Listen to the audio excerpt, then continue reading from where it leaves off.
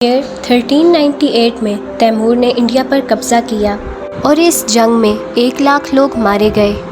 اس سے پہلے 262 BC کے دوران انڈیا میں ہی کلنگا وار ہوئی تھی، جو ایک ہی سال کے دوران 2.5 لوگوں کی جان لے گئی۔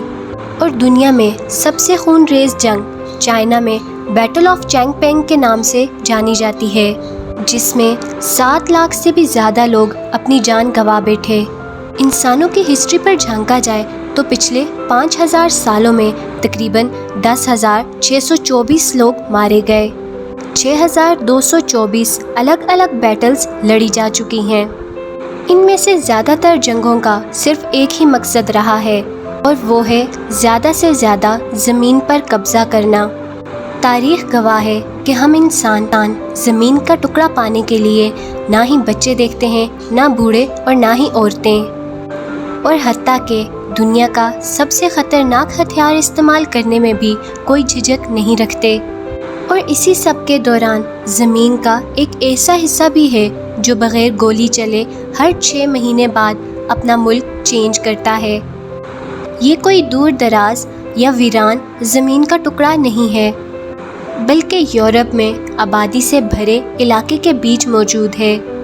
ہم بات کر رہے ہیں فرانس اور اسپین کے بارڈر پہ موجود اس آئی لینڈ کی، جس کو فیزنٹ آئی لینڈ کہا جاتا ہے۔ پر سوال یہ ہے کہ فیزنٹ آئی لینڈ سال میں 2 مرتبہ اپنی کنٹری کیوں چینج کرتا ہے؟ فرانس اور اسپین کو بیڈاسوا ریور نے ڈیوائیڈ کیا ہوا ہے۔ ویسے تو اس دریا کا زیادہ تر حصہ اسپین میں آتا ہے، لیکن اٹلانٹک اوشن میں گرنے سے 15 کلومیٹر پہلے یہ دریا دونوں کنٹریز کے درمیان انٹرنیشنل بارڈر کا کردار ادا کرتا ہے، اور اسی دریا میں یہ چھوٹا سا آئی لینڈ بھی موجود ہے۔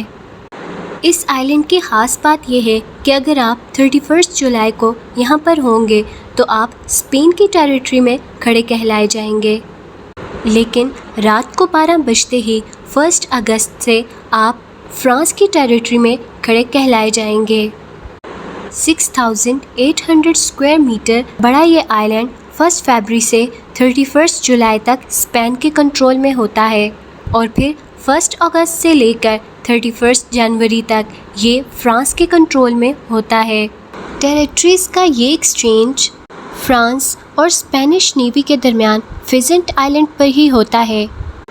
دونوں کنٹریز کی اتھارٹیز یہاں پر آتی ہیں، اور جس کی باری ہوتی ہے ایک سیریمنی کے بعد وہ اپنا جھنڈا یہاں پر لہراتا ہے۔ فیزنٹ آئی لینڈ کی یہ سیریمنی پچھلے 170 سالوں سے اسی طرح چلتی آ رہی ہے۔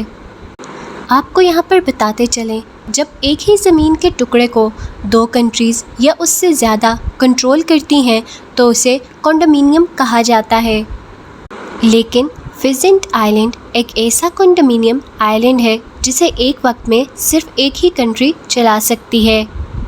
اسی لیے یہ آئی لینڈ دنیا کا اکیلا ٹیمپورل کنڈومینیم آئی لینڈ ہے۔